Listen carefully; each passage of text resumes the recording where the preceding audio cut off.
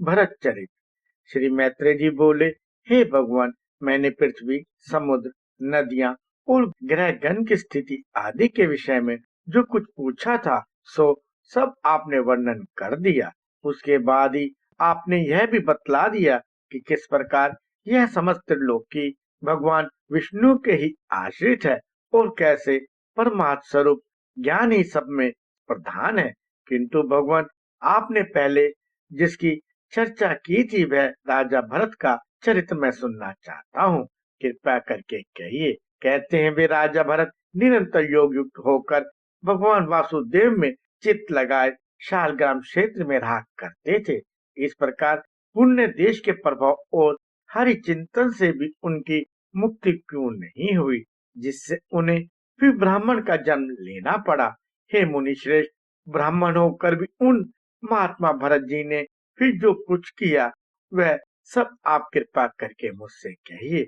श्री पराशर जी बोले, हे मित्र, वे महाभाग पृथ्वीपति भरत जी भगवान में चित्त लगाए चिरकाल तक शालिग्राम क्षेत्र में रहे।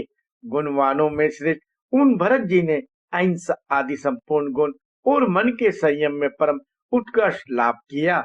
हे यज्ञेश, हे अच्युत, हे गोविंद, हे माधव, हे अनंत, हे केशव, हे कृष्ण, हे वैष्णव, हे हरिकेश, हे वासुदेव, आपको नमस्कार है। इस प्रकार राजा भरत निरंतर केवल भगवान नामों का ही उच्चारण किया करते थे। हे मित्र, वे स्वप्न में भी इस पद के अतिरिक्त और कुछ नहीं कहते थे, ना कभी इसके अर्थ के अतिरिक्त और कुछ ही चिंतन करते थे। वे निसंग योग युक्त और तपस्वी राजा भगवान की पूजा के लिए केवल समित, पुष्प और कुशा का ही संचय करते थे। इसके अतिरिक्त वे और कोई कर्म नहीं करते थे। एक दिन वे स्नान के लिए नदी पर गए और वहां स्नान करने के अनंतर उन्होंने स्नानोत्तर क्रियाएं की। हे ब्राह्मण, इतने में ही उस नदी तीर पर एक आसन पर सवा शीघ्र ही बच्चा जनने वाली प्यासी हिरनी वन में से जल पीने के लिए आई। उस समय जब वह प्राय जल पी चुकी थी, वहां सब प्राणियों को भयभीत कर देने वाली सिंह की गंभीर गर्जना सुनाई पड़ी। तब वह अत्यंत भयभीत हो अकस्मात उछल कर नदी के तट पर चढ़ गई। अतः अत्यंत उच्च स्थान पर चढ़ने के कारण उसका गद नदी में गिर गया। नदी की तरंगमालाओं में पड़कर बहते हुए उस गर्भभ्रष्ट मृग बालक को राजा भरत ने पकड़ लिया। है मैत्रेय, गर्भपात के दोष से तथा बहुत ऊंचे उछलने के कारण वह हिरनी भी पछाड़ खार कर गिर पड़ी और मर गई। उस हिरनी को मरी हुई देख तपस्वी भरत उसके बच्चे को अपने आश्रम में ले आए। हे मुने, फिर राजा भरत उस मृग छोने का नित्य प्रतिपालन पोषण करने लगे और वह भी उनसे पोषित होकर दिन दिन बढ़ने लगा। वह बच्चा कभी तो उस आश्रम के आसपास ही घास चरता रहता और कभी वन में दूर तक जाकर फिर सिंह के भय से लौट आता। प्रातः काल वह बहुत दूर भी चला जाता तो भी सायंकाल को फिर आश्रम में ही लौट आता और भरत जी के आश्रम की पर्णशाला के आंगन में पड़ रहता। हे द्विज, इस प्रकार कभी पास और कभी दूर रहने वाले उस मृग में ही राजा का चित्त सर्वा आसक्त रहने लगा। वह अन्य विषयों को और जाता ही नहीं था। जिन्होंने संपूर्ण राजपाट और अपने पुत्र तथा बंधु बांधवों को छोड़ दिया था, वे ही राजा भरत उस हिरण के बच्चे पर अत्यंत ममता करने लगे। उसे बाहर जाने पर अनंतर यदि लौटने में देर हो जाती तो वे मन ही मन सोचने लगते, ओ उस बच्चे को आज किसी भीड़ ने तो नहीं खा लिया, किसी सिंह के पंजे में तो आज वह नहीं पड़ गया। देखो उसके खुरों के चिन्हों से यह पृथ्वी कैसे चित्रित हो रही है। मेरी ही प्रसन्नता के लिए उत्पन्न हुआ वह मृग छोना ना जाने आज कहाँ रह गया। क्या वह वन में कुशल पूर्वक लौटकर अपने सींगों से मेरी भुजा को खुजलाकर मुझे आनंदित करेगा। देखो उसके नवजात दांतों से कटी हुई शिखा वाले यह कुश और काश समाध्यायी शिखाहीन ब्रह्मचारियों के समान कैसे सुशोभित हो रहे हैं। देर के गए हुए उस बच्चे के निमित्त भरत मुनि इसी प्रकार चिंता करने लगे और जब वह उनके निकट आ जाता तो उसके प्रेम से उनका मुख खिल जाता था। इस प्रकार उसी में आसक्तित रहने से राज्य, भोग, समृद्धि और स्वजनों का त्याग करने वाले भी राजा भरत की समाधि भंग हो गई। उस राजा का स्थिर चित्त उस मृग के चंचल होने पर चंचल हो जाता और दूर चले जाने पर दूर चला जाता। कालांतर में राजा भरत ने उस मृग बालक द्वारा पुत्र के सजल नैनों से देखे जाते हुए पिता के समान अपने प्राणों का त्याग किया। हे मैत्रेय, राजा भी प्राण छोड़ते समय स्नेहवश उस मृग को ही देखता रहा और उसी में तन्मय रहने से उसने और कुछ भी चिंतन नहीं किया। तदंतर उस समय की दृढ़ भावना के कारण वह जम्बू मार्ग कालंजर पर्वत के घोर वन में अपने पूर्व जन्म की स्मृतियों से युक्त एक मृग हुआ। हे द्विजोत्तम, अपने पूर्व जन्म का स्मरण रहने के कारण वह संसार से उपरत हो गया और अपनी माता को छोड़कर फिर शालग्राम क्षेत्र में आकर ही रहने लगा। वहां सूखे घास फूस और पत्तों से ही अपना शरीर पोषण करता हुआ वह अपने मृगत प्राप्ति के हेतुभूत कर्मों का निराकरण करने लगा। तदंतर उस शरीर को छोड़कर उसने सदाचार संपन्न योगियों के पवित्र कुल में ब्राह्मण जन्म ग्रहण किया। उस देह में भी उसे अपने पूर्व जन्म का स्मरण बना रहा। हे मैत्रेय, वह सर्वविज्ञान संपन्न और समस्त शास्त्रों के मर्म को जानने वाला था और अपने आत्मा को निरंतर प्रकृति से परे देखता था।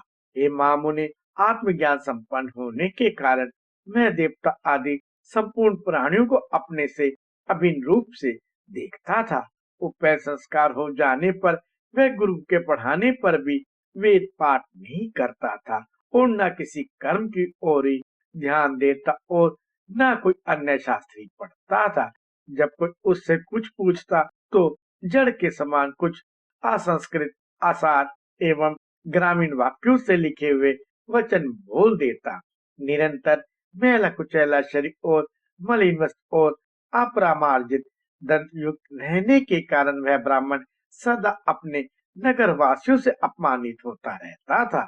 हे मैत्रेय, योग श्री के लिए सबसे अधिक हानिकारक सम्मान ही है। जो योगी अन्य मनुष्यों से अपमानित होता है वह शीघ्र ही सिद्धि लाभ कर लेता है। अतः योगी को सन्मार्ग को दूषित न करते हुए ऐसा आचरण करना चाहिए जिससे लोग अपमान कर और संगति से दूर रहे। हिरण्यगर्भ के इस सारी वचन को स्मरण रखते हुए वे महामति विप्रवर अपने आप को लोगों में जड़ और उन्मत्साही प्रकट करते थे। कुलमाश जो आदि धान, शाक, जंगली फल अथवा कंद आदि जो कुछ भक्ष्य मिल जाता उस थोड़े से को भी अपना मानकर वे उसी को खा लेते और अपना कालक्षेप करते रहते। फिर पिता के शांत हो जाने पर उनके भाई बंधु उनका सड़े गले अन्न से पोषण करते हुए उनसे खेती बाड़ी का कार्य कराने लगे। वे बैल के समान कुछ शरीर वाले और कर्म में जड़वत निश्चेष थे। अतः केवल आहार मात्र से ही वे सब लोगों के यंत्र बन जाते थे, अर्थात सभी लोग उन्हें आहार मात्र देकर अपना अपना काम निकाल लिया करते थे। उन्हें इस प्रकार संस्कार शून्य और ब्राह्मण वेश के विरुद्ध आचरण करने वाला देख रात्रि के समय राज के सेवकों ने बलि की विधि से सुसज्जित गाली का बलि पशु बनाया। किंतु इस प्रकार एक परम योगेश्वर को बलि के लिए उपस्थित देख महाकाली ने एक तीक्ष्ण खड़ग ले उस क्रूर कर्मादास सेवक का गला काट डाला और अपने पार्षदों सहित उसका तीखा रुधिर पान किया। तदंतर एक दिन महात्मा सोवीरराज कहीं जा रहे थे। उस समय उनके बेगारियों ने समझा कि यह भी बेगार के ही योग्य है। राजा के सेवकों ने भी भस्म में छिपे हुए अग्नि के समान उस महात्मा का रंग ढंग देखकर उन्हें बेगार के योग्य समझा। उन सोवीरराज ने मोक्ष धर्म के ज्ञाता महामुनि कपिल से यह पूछने के लिए कि इस दुखमय संसार में मनुष्य का शरीर किसमें है, शिविका पर चढ़कर यशुमती नदी के किनारे उन महर्षि के आश्रम पर जाने का विचार किया। तब राजसेवक के कहने से भरत मुनि भी उसकी पालकी को अन्य बेगारियों के बीच में लगकर वहन करने लगे। इस प्रकार बेगार में पकड़े जाकर अपने पूर्ण जन्म का संबंध रखने वाले संपूर्ण विज्ञान के एकमात्र पात्र वे विप्र अपने पाप में प्रारब्ध का क्षय करने के लिए उस शिविका को उठाकर चलने लगे। वे बुद्धिमानों में श्रेष्ठ द्विज तो 4 हाथ भूमि देखते हुए मंद गति से चलते थे, किंतु उनके अन्य साथी जल्दी जल्दी चल रहे थे। इस प्रकार शिविका की विषम गति देखकर राजा ने कहा, अरे शिविका वाहको, यह क्या करते हो? समान गति से चलो। किंतु फिर भी उसकी गति उसी प्रकार विषम देखकर राजा ने फिर कहा, अरे क्या है, इस प्रकार आसमान भाव से क्यों चलते हो? राजा के बार बार ऐसे वचन सुनकर वे शिविका वाहन भरत जी को दिखाकर कहने लगे, हम में से एक यही धीरे धीरे चलता है। राजा ने कहा, अरे तू अभी मेरी शिविका को थोड़ी ही दूर वहन किया है, क्या इतने में ही थक गया? तू वैसे तो बहुत मोटा मुष्टुंडा दिखाई देता है, फिर क्या तुझसे इतना भी श्रम नहीं सहा जाता? ब्राह्मण बोले, राजन, मैं न मोटा हूँ और न मैंने आपकी शिविका ही उठा रखी है। मैं थका भी नहीं हूँ और न मुझे श्रम सहन करने की ही आवश्यकता है। राजा बोले, अरे तू तो प्रत्यक्ष ही मोटा दिखाई दे रहा है।